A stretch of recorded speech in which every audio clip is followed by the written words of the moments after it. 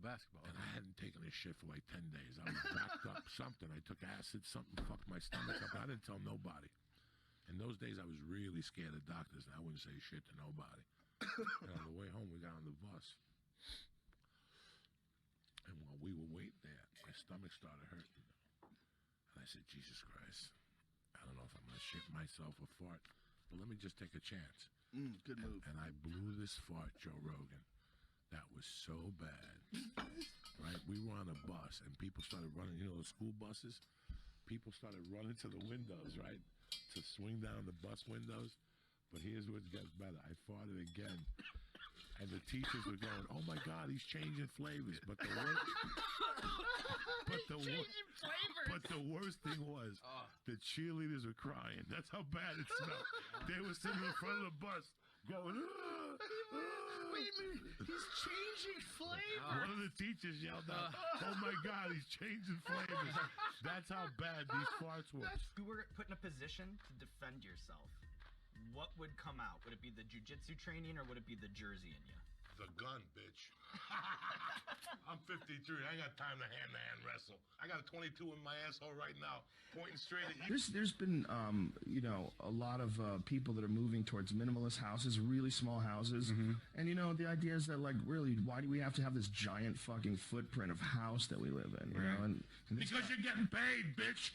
If I want to live in a fucking cell, I'll live in a fucking cell like a monkey. I'm going to live in a fold-up bed like I'm James Bond. Like, if you're getting paid, you live in a fucking house. I'm going to live in a micro fucking house with a little kitchen to cook like I got a black guy bagging me in the fucking ass. I don't need that. A micro house. What are you fucking people talking about? I just snapped out of it, dog. You can't take me into those deep waters like that. This fucking, the Eureka fucking killed the brother right now.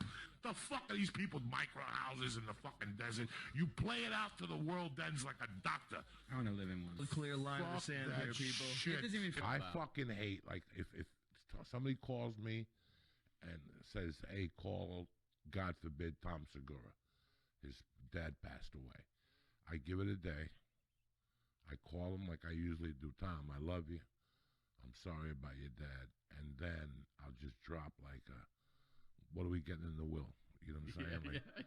Is it going to your fucking creepy sister? Or are we getting, you know, what do we, and people usually go, you motherfucker. A girlfriend.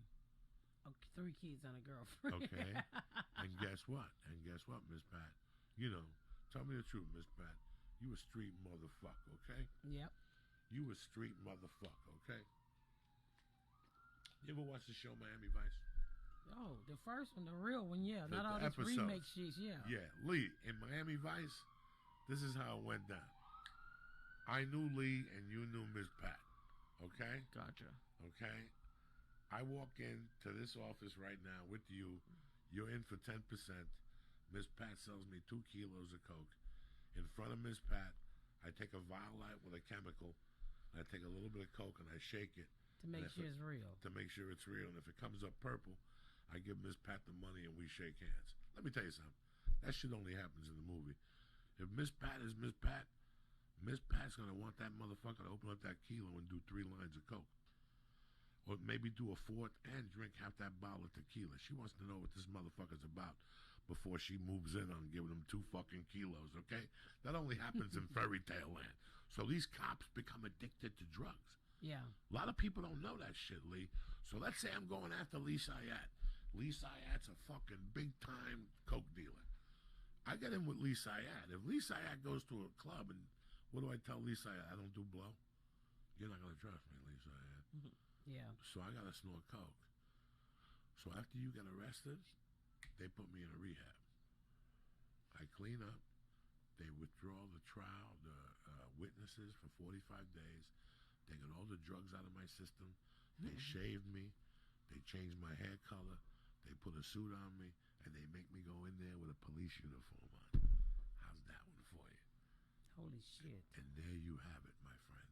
Now, Miss Pat, in all your days on the street, you ever sell crack to a motherfucker that you didn't see with a pipe in his mouth? No. No. They don't do drugs. They don't play checkers. They don't do nothing. How long do you like those people for? You don't.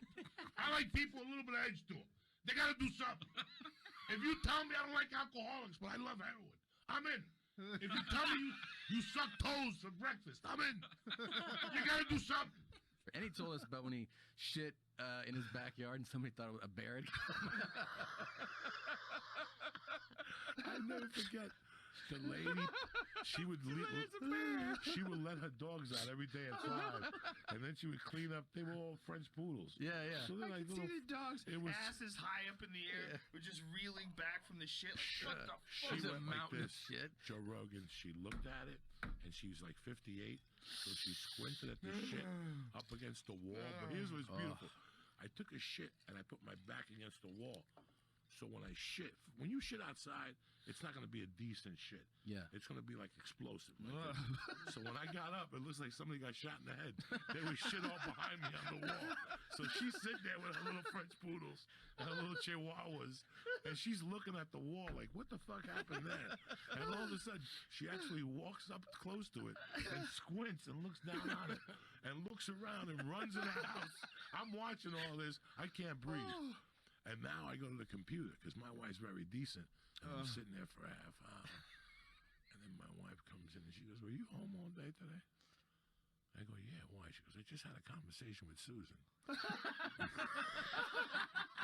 She wanted to know if you heard anything in the backyard because some animal took a shit back there. I went to get sushi. Like, you ever go get sushi, you eat a lot of it? Yeah. The rice pushes everything out of your ass. Yes. And you had plans to go get a weed store, you were going to go to the post office. But I made a detour. I planned to go home, but I left the house key in the house. So I had to climb around the window. That's what happened. Yeah. So when I pulled myself up, I actually landed with my stomach on the window.